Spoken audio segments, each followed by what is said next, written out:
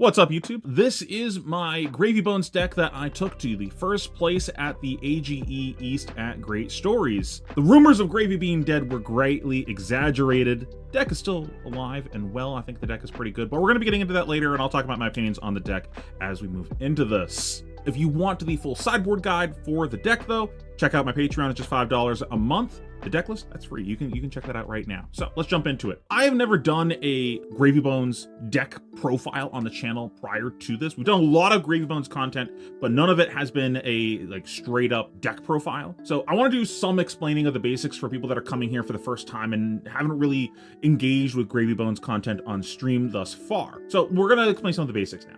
The general ethos with the deck of what you're trying to do is you're going wide and then ending on ally attacks. You're going to outvalue your opponent this way. We have built the deck in such a way that we have basically enough blues that we're going to have about 2 blues in every hand and about 1 ally in every hand. It's, I believe, 16 allies, and then we have 38 blues. You're not playing all the blues in every matchup, though. I have some in the sideboard. Like, for instance, we're not playing I in every matchup. That's just like, it's in the deck because it's very good, letting you filter through extra cards with your gold and hitting what you need. The other thing that we're doing that's very powerful is we're leveraging Prismatic Leyline. This lets us kind of double down on that go wide strategy, letting us get 5 value out of this on average. We're getting the 3 value out of it by playing a blue attack, and then we're getting 2 value out of our ally swing afterwards. This does not get eaten up on 1 attack. You can theoretically get all 3 modes out of this if you are able to play a red. And we've done that before. If you saw some of my games on stream, I did do that, I believe. I think my game against Ethan, I had like the second turn of the game. It was a Prismatic plus a Conch plus a Rabble into an ally swing. Just so dirty. Just ridiculous value. They're just like things that just should not be legally allowed in the game, right?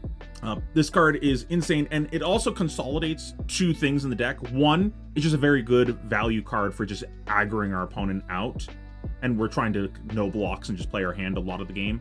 The other thing that it does is it consolidates our fatigue package, because this in itself is an anti-fatigue tool. We use this to just output way more damage than decks are able to block, and we can recycle this back into the deck with Scoob by just sinking this back into our deck, getting a gold, swinging for 4 damage, and now we have this again for later, so we can theoretically cast Prismatic Leyline 5 times in a game with this list. And then the other thing that we're trying to do is we're trying to pair action points together. What do I mean by that? So we have cards like Avast Ye, Call to the Grave, getting Back Alley Breakline, Tip the Barkeep, making a Gold Kiss Rum, Mage Master Boots, and there's other ways that you could theoretically make action points in this deck in general that I don't have in the deck right now. For instance, there's another way you can do it, like hitting a Back Alley Breakline off of a Swell or a Chart. But this is just to name a few. There's more ways that you can make action points in the deck if you chose to add other cards. But one of the things that you're trying to do is pair action points.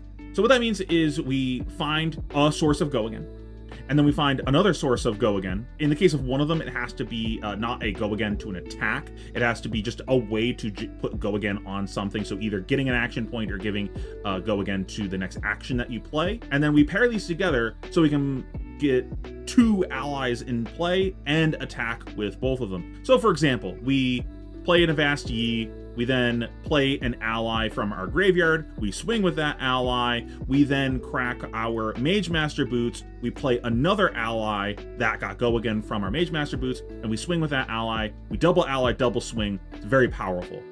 Typically, you're trying to not just like randomly play allies and not swing with them. That's a great way to fatigue and just kind of burn through value for no reason. So that's the other thing that we're trying to do with the deck. And that's the basics of the deck. We play a lot of blues that are just pretty reasonable rate, or honestly on rate or above rate. Swell is an insane card. Rabble's pretty unreasonable. And then all of the allies, anytime that you play an ally, you're going above rate. When we're talking about ally rate, though, we're considering the combination of the attack power that it has with the amount of damage that it's going to soak when it gets cleared, in comparison to how much it costs to both play and swing that ally once. So in the case of basically every single ally, every single one is above rate if all you're looking at is the cost to play and swing an ally if it gets full attack value and full defense value if it gets cleared exactly. So let's say Scoop, for example, we're spending 3 resources to get 8 value. bananas value. That's insane. And that's the case for every single ally in the deck. So we're just going above rate every single turn. The caveat with Gravy Bones is how do you get the allies into the bin to play them, and how do you play a blue or get a blue into the bin without going too far below rate? And that's where things like Swell and Rabble come in, and Chart even, where we're not sacking value by playing these cards. They are blues that play above the blue rate. Chart is just a blue. Sometimes it's upside of gold on top of that, but let's just say it's a blue. We're playing a card that's just making 3 resources. Rabble, we're getting 3 value. Swell, we're playing a 1-for-1, but then getting back a refund on the resources and getting 3 value into our pitch. All of these things go above rate. And then the rest of our blues are just like either engine pieces or action point generation. Now, let's dive into some of the ally choices of the deck. So we've got the obvious ones that are just like the best allies in the deck because of the rate and the effect that they have. We got Chum, we got Rigor Mortis, and we got Sawbones. These are just the best allies. These are just basically staples in the deck that every list plays. They're just the best allies in the deck. Then we've got a One of Oyston. This one's mostly here just for the aggro matchups as like an efficient attack that we can have that just like, okay, I had to block, I can play this. Maybe they don't want to clear it, and I can keep blocking and get multiple swings out of this. It can be a pretty reasonable card for you to Call to the Grave for as well in those scenarios.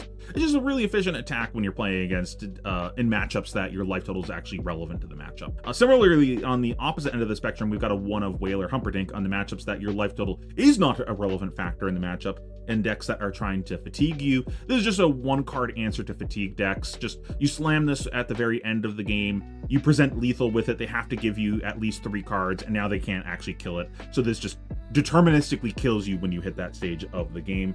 You can always play more if you feel like you need more tools for fatigue. I don't feel like I need more tools for fatigue. I'm starting to get that matchup down where I don't like need these crutches. When you're learning the deck, you might want to put some more of those things in the deck to kind of like get you over that hump of understanding how to play against fatigue. Then we got 2 Scoobs. This is a card that I go back and forth with on the count of it. I was at 3 pre-ban because the mirror was such a big deal in the format. I didn't expect to see many gravies at my local event, so I trimmed 1 because I still really like the card versus fatigue. It's still pretty annoying against a lot of decks. The 4 body is actually really relevant. A lot of decks struggle to clear things with 4 health right now. You look at Syndra, it's a lot of 3s. The Mirror, a lot of 3s. Assassin, a lot of 3s. You're noticing a trend here. Decks actually have a really difficult time actually presenting 4 damage to efficiently clear this. With Florian on the uptick, that's another example. Florian's got to throw a real attack into this. Like, he can't just Reaping Blade it. Scoob, he's my guy. I'd say he's the GOAT, but he's not. He's a dog, and he's a good boy. So we love Scoob. He puts back our prismatics.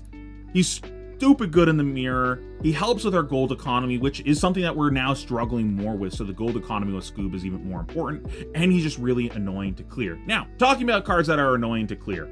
Cuddy. Now, this is a card that I know I got some attention for prior for adding this to the deck, because this is a pretty atypical card to see in Gravy Bones lists prior to this event. And honestly, I'm gonna keep it a buck, completely untested. I just it was like a 2 a.m. thought where I went, wait a minute, Cuddy is perfect for how I've restructured the deck. I'm gonna get more into it later, but the cost curve of the deck has changed a little bit with the Tipple ban.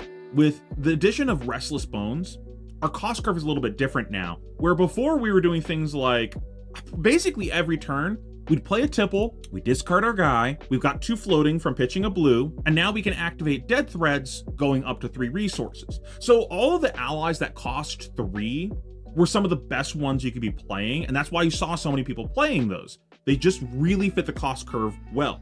That is not necessarily always the case now. We're down to 3 Tipples. We're just not always doing that. And with me playing some of these boners over here, the cost curve has now changed. What does it look like when we're playing a card like this? We're going to pitch a blue, we're going to play this, we're going to have 1 floating, and now we can Dead Threads go to 2 floating. So I was thinking, well, the best ally that I can have in that scenario is a Rigor Mortis. This fits that cost curve perfectly. What else fits that cost curve? And Cuddy came to mind. And then I realized what the actual value of this ally was. And this is a question that I had come up a lot in previous streams, like, is there a reason to play Cuddy? And I finally found it. Cuddy's real strength is the modality of his ability to fit different cost curves. He both fits the cost curve of playing a 2 cost and letting you turn on Dead Threads, and the cost curve of playing a 1 cost and turning on Dead Threads, because he's both a 2 cost play swing and a 3 cost play swing. So that's why I played Cuddy. It was kind of a role filler and a glue card that fit the cost curve of what the deck was trying to do. Now, that being said, I think 3 was a bit overkill. I put 3 in because I wanted to see this card more often and kind of formulate an opinion on it. I still really like the card. In my current list, I trimmed 1 copy of it for a Whaler Humperdinck. You'll notice I'm not playing a Whaler right now in this list. And that was a concern that I had with this cost curve, that Whaler's not going to fit the curve as well anymore. But I had a number of spots where I wish that I could have Call of the Grave for Whaler, just like, I got a bunch of blues. I don't have any allies in the bin. I just kind of need a resource sink, and the only way I can get an ally right now is Call. That just happens a lot. Where you're like, my hand is just like a Call to the Grave, a Tipple that I'm gonna put in an Arsenal, a Sunken Treasure, and like a Jittery Bones. This hand doesn't actually do anything. Like, the only play we can really make here is call for an ally and play the ally. What do we grab? Chum is the best thing we can grab there, but I don't always want to grab Chum. Like, maybe that's just not relevant right now. Maybe I need to push more damage. Sometimes I just need like a bigger guy. And it's kind of nice for fatigue also, where it's just like you're physically presenting more damage by swinging 7 at them. Your thing's getting cleared anyway, so who cares? So I do wish I had 1 on the list. I think that would have made my fatigue games slightly easier to navigate, just like having 1 more big idiot in the deck. So that is a change that I'm going to be making moving forward, putting that back in just as a tutor target. And that's one of the nice things about Gravy. You can play kind of toolboxy because of the calls and your ability to just like let guys sit in your graveyard for later. So I'm a big fan of the kind of singleton cards in the deck when I find a reason to add. I would like to have more of that in the deck, but we're not quite there yet. We're kind of in the middle of blowing up the deck and rebuilding it because of the Tipple ban. So it's a little early to be thinking about like, how do we get cute with the deck? And while we're on talking about tutor targets, you'll see we got 1 Fiddler screen in the list. This is a pretty common thing after the Pro Tour, where people include like 1 Fiddlers in the deck. We're not really trying to block with this card. The idea is that you either get rid of it with like a Blood in the Water or something and like hit it off the top and be a luck sack. You get rid of it with your hero power if you draw into it. It's just free value, it's just 3 life for no reason. Or you Call to the Grave. And functionally, the Call to the Grave is becoming a red sigil at blue. One of the problems with Call of the Grave, this is a card that I saw a lot of people talking about needing to get banned before, and like, this is a problem card. I'm gonna keep it a buck. This card kind of sucks ass. Like, you need to play it because it fills so many roles in the deck, but it does almost all of those roles worse than a card that does that role as a dedicated card. Like, it is worse as an action point generator than Lead the Charge, because you are limited by the number of back alleys that you put in your deck. And then you also have to put Back Alley in your deck. Like Back Alley is objectively a shit card. Like, you're not happy when this card is added to your hand. The only reason this card exists is so you can find it with cards like Call to the Grave. You could just play Lead the Charge instead, and that consolidates 5 cards. That's just better. But the thing is, Call doesn't just do that. It fixes your hands when you don't have an ally, like I was mentioning earlier, so you can find an ally and actually have a functioning turn. But it doesn't just do that. Sometimes it can also grab you Fiddler's Green and just, whatever, I'm just gonna gain 5 life. Sometimes maybe you find an extra ally to put in the bin because you're trying to set up for a big go wide turn and you're trying to set up your action points. And there's other things that you can do with it too that I'm not doing in this list, but it does a lot of things, but it does all of them worse than something that just does that one thing. Let's talk about what's changed with the deck. Obviously, there's a big BNR that really hurt the deck. Tipple was limited to just the blues in the deck, so the reds and the yellows are banned. So what does that mean for the deck? Let's make a list here. So number 1, we have 6 less gold that we're generating over the course of a game. 2, we have 6 less hooks that we're activating over the course of the game. Number 3, we have 6 less discards that we're getting over the course of the game. And 4, 6 less go again attacks in the deck to, push into our opponent's mouth and reduce their life total to 0, which matters based on how we're playing the deck. We're trying to beat them before they fatigue us in most matchups. How do we resolve these problems? We can't just cut them and move on with life like nothing happened. We need to make some changes to the deck. So first, what I did was I added in 3 Loan Shark and a Riches of, I'm not even gonna try pronouncing that. Y'all know I'm gonna mess that up. We're not even gonna go there. We added a Riches. I'm not rich in the ability to speak. Let's just say that. So what did this do? Adding in the loan sharks added back in the 6 gold that were missing off of the 6 tipples. It also adds in 3 hook activations. Adding in the riches gave us 1 more gold and 1 more hook activation. So now we're at 7 gold generation and 4 hook activations. I would say that's pretty close to what Tipple's able to create, because you can't even guarantee the hooks. It's not like you just always get a gold off of hook. It's just 2 less times over the course of the game that you're telling your opponent, hey, you should probably block or else I get bonus value. And I would say most of the time, except for the aggro matchups where your opponent's just never blocking, you didn't get the hook. Like, that was just your opponent's waiting for that chain link to block. The only times you really got gold was when you paired your hook with like a Conqueror of the High Seas, and you present multiple chain links for your opponent to defend to prevent an on hit, and they still need to keep a card or 2 to be able to clear the ally that you have in play, because that's what they're trying to do in that matchup. And that's usually the spots where your opponent's trying to dedicate their armor. Loan Shark, I would actually say was pretty good for me. I really liked this card. 3's a lot, I'll say that much. How I felt about the card was like, the first one was typically very important to see. It got my engine going. It let me get a hook in. I don't really have to worry about my deck functioning for quite a while. We're good for a while. And usually by the time that I would see my 2nd or 3rd shark, I really didn't need it anymore. We've bought enough space that we can find our other gold generation, and the deck is working by now. So the 2nd and 3rd were typically not that great. They were okay, not that great. I'm not like excited to see them. I'm not excited to cast them. I'm probably looking for an opportunity to block with them, honestly. But I'll still play it if my opponent is like in fatigue mode and my life total is no longer relevant. But like I said, the first one's pretty important. You could convince me that maybe because of that, you're supposed to trim it down. But because of how important the first one felt, I wanted the opportunity to see it. The way that I view a lot of Gravy Bones is, as I said earlier when I was talking about your go wide turns, what you're doing is just inherently better than almost everything else in the game. You're going so far above in value than anything your opponent could muster, and you're doing that almost every turn. What I want to do is make sure that I don't hit a failure state. And the way that you do that is one of 2 things. 1, have allies already in your graveyard, because typically what a failure state looks like in the deck is either I've got a hand of like all blues or all things that like kind of don't do anything, and I don't have any allies in the grave, so my turn's pretty mopey, or I draw a hand of all allies and I don't have a way to get rid of them. Having allies in your grave solves the problem of your hand doesn't do anything and it's just like a bunch of blue do-nothings. Having gold solves both problems. Gold solves all problems. Gold is the payoff, as they are one to say. If my objective is just to prevent failure states, Loan Shark is very good at doing that. Let's be objective about this card. You're spending a full card, making 2 gold and losing 2 life when you play this card. Like, yeah, you could discard an ally to it, but you can't like count on that.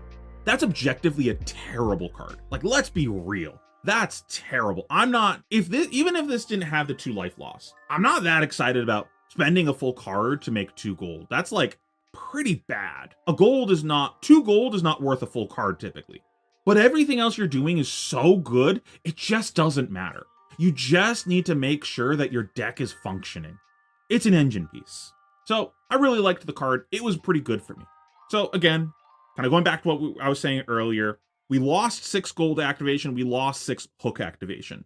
We have now added 7 golds and 4 hooks. And theoretically, it could be more hooks. The riches is something that you can pitch and then see again later in the game. I want to be simple about this and just call it 1 gold, 1 hook activation of the riches, because you can't guarantee that that's going to happen in a game. Like, you might not go to second cycle, things can happen. Let's not think about in theory with that. Just straight up, this makes a gold, this gives you a hook, right? Next, we need to solve the problem of us being down on both go again attacks and discard outlets. Lacking in discard outlets or losing a lot of discard outlets is really a big deal for the deck. Yeah, you still have your hero power, but like I said, one of the failure states of the deck is you drawing too many allies. And you need to have enough allies in the deck for it to function. You're trying to see about 1 ally every turn. You can have a few extra because you can still pitch the allies. It's not like they do nothing when you draw them, but you're really not trying to pitch them. You can, but it's just not ideal. I added in some extra ways to get allies out of my hand, and that is the boners. So I was already, prior to this, playing 2 blue Jittery Bones to go with a prismatic package. Now, I added in 2 blue Restless and 2 red Restless. This was pretty good. Something else you could also consider adding would be, I think blue would probably be the best version of this effect, but a trade-in that kind of does a similar thing. Trade-in's pretty similar to Tipple. The problem is you have to set them, but it's not the worst card to draw into mid-turn, and you're trying to set blues, so it's not like that's that big of a deal. And you do want go-again attacks in your deck, so it kind of fills multiple roles in your deck. It could be that instead. I didn't have a chance to try that, but it's something that's on my list of things to work on. The boners, they did what they needed to do. They helped me get rid of the allies from my hand. Sometimes I would luck sack and hit an ally off the top. And honestly, it felt like all I needed was one of them over the course of the game to hit an ally off the top of the deck for it to be good enough. Like, if my expectation is I play, like, let's just say 3 in a game, because you're not going to play all of them. Like, we're probably playing both reds, and maybe we play 1 or 2 of the blues.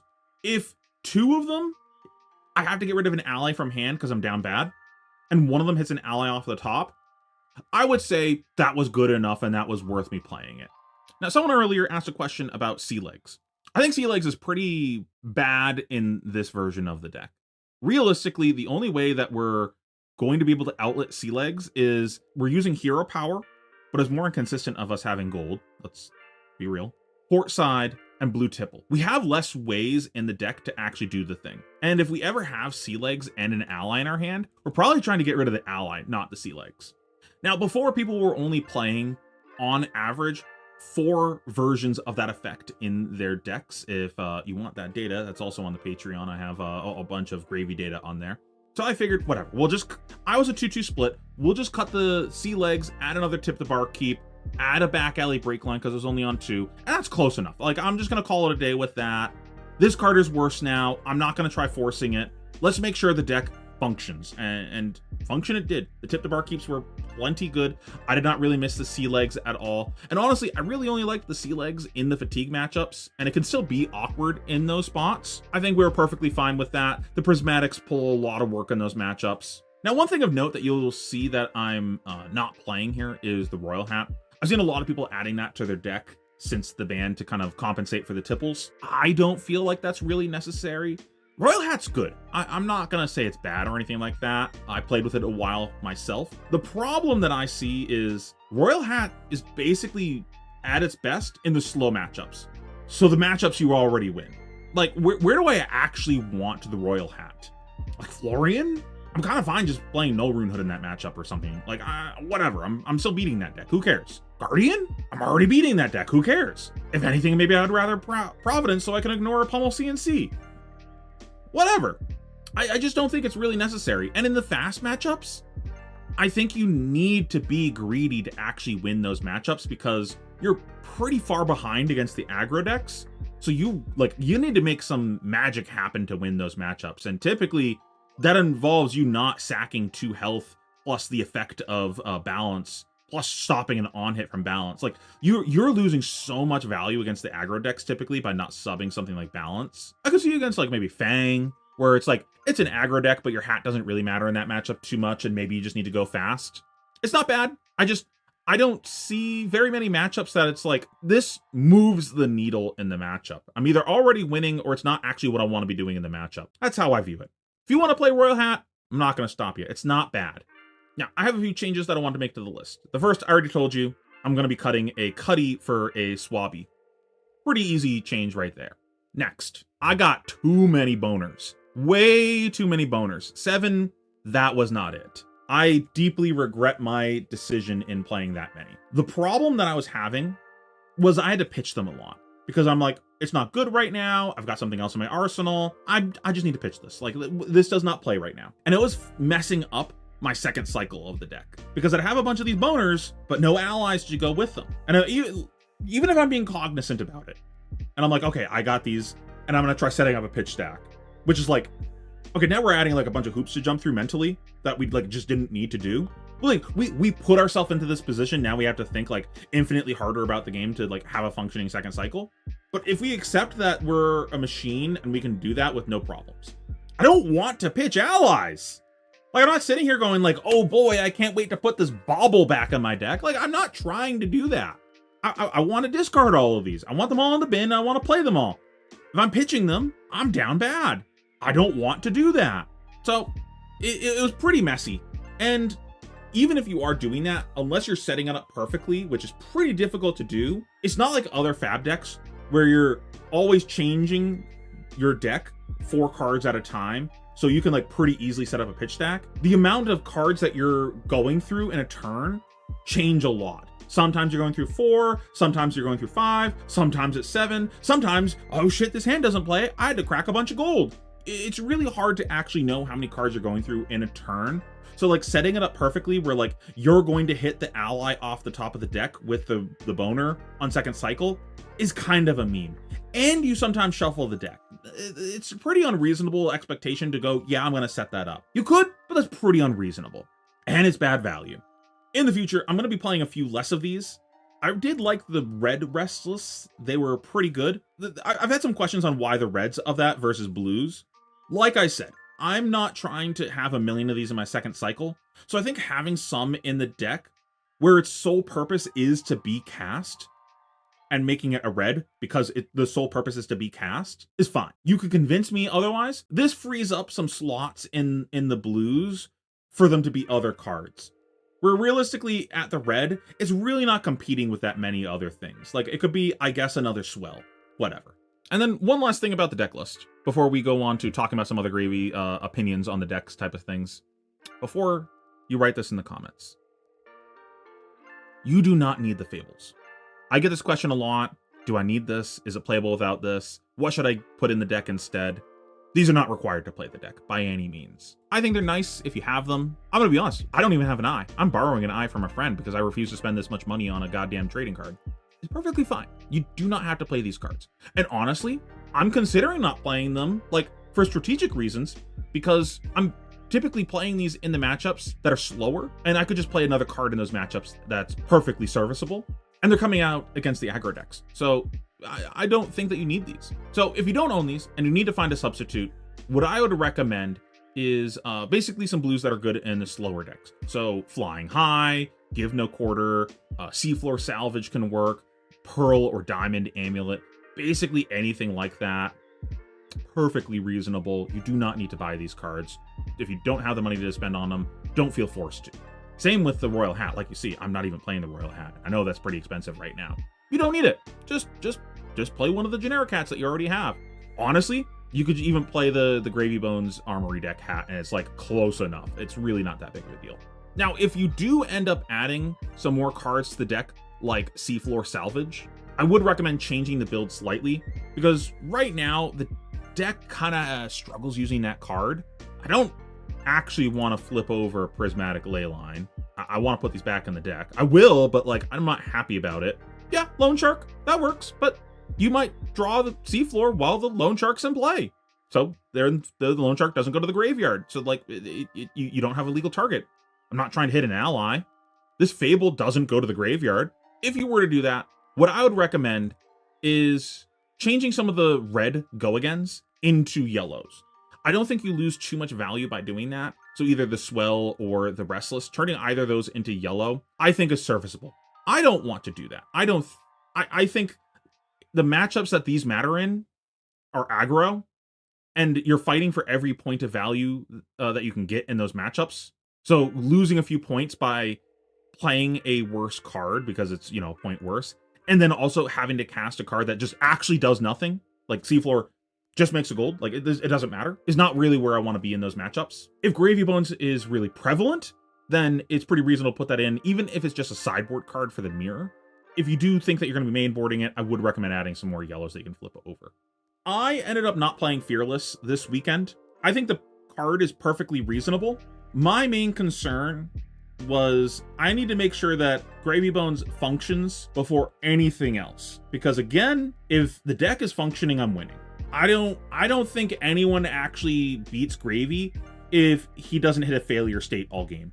If you're humming, you're doing the thing, you're conking them, you're prismaticing them, you're always playing your allies, you're not bricking at any point, you're not pissing away your gold because your hand doesn't play, the deck's amazing. So I just want to make sure the deck functioned. And that was a card that doesn't directly do anything to increase the consistency of the deck. So like in theory, the Restless Bones could have been that slot also. And in theory also, like the Eye and the Riches could be that if you wanted to play that instead. It did not advance my strategy at all and making sure the deck works. So I didn't play it. I wanted the whole deck to be as consistent as possible. Thoughts on Erase Face and CNC? I think the disruptive attacks can be good. I don't really like them because I'm spending my action point on that instead of an ally. I think if you are going to do that, Limpet moves up in playability quite a bit in the deck. Basically what you're doing there instead is you'll be like, you know, play your blue, play a Limpet, swing the Limpet, swing the Command and Conquer afterwards. And that's like a pretty reasonable turn. That's something that we could potentially go back to if the meta is a bunch of aggro decks and we just like need to disrupt them, and that's like how you win the matchup. My problem with that is Limpet is so incredibly low impact in those matchups that sure, you disrupted them, but like you didn't like really advance the game at all. They just block 3 cards, kill your Limpet, move on with life. You just like didn't make any damage progress and just milled a couple cards from their deck. That could be good enough if you're doing this on a small enough hand, like you block a little bit, do this, you buy their turn. But yeah, like that could be good enough. Like, okay, I'm gonna block a little bit, like, I don't know, block 2 cards, go chart into Limpet into CNC, and then they give you their hand, and now you get to play a 4-card hand. So you traded your 2 cards for their 4 cards, and then got to play 4 cards of your own. That could be good. But the Limpet isn't even really necessary in that scenario. Okay, so let's talk about my opinions on Gravy Bones after the BNR. I think he's still pretty good. I think Gravy Bones is a very playable deck still. I don't think this ban killed him. I was dooming on that pretty hard. I thought this ban was going to just make the deck pretty unplayable, but I don't think that's the case. I think it's perfectly functioning. I think what is going to impact Gravy more than the Tipple ban is actually the shift in the meta. We talked about this on some previous streams and on the podcast, but Slippy was gatekeeping a lot of the decks that are good against Gravy. So if Slippy goes down in play rate, and even if it doesn't, like if the Slippy losing bonds improves the matchups of some of the decks that it was gatekeeping, that could be enough. But my point being that meta shift could lead to more of the decks that are good against Gravy being more common to play against. So that meta shift could be bad for Gravy.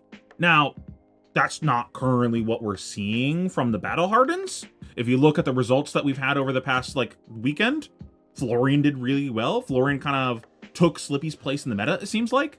And if that happens, well, Florian's actually a better matchup for Gravy than Slippy was.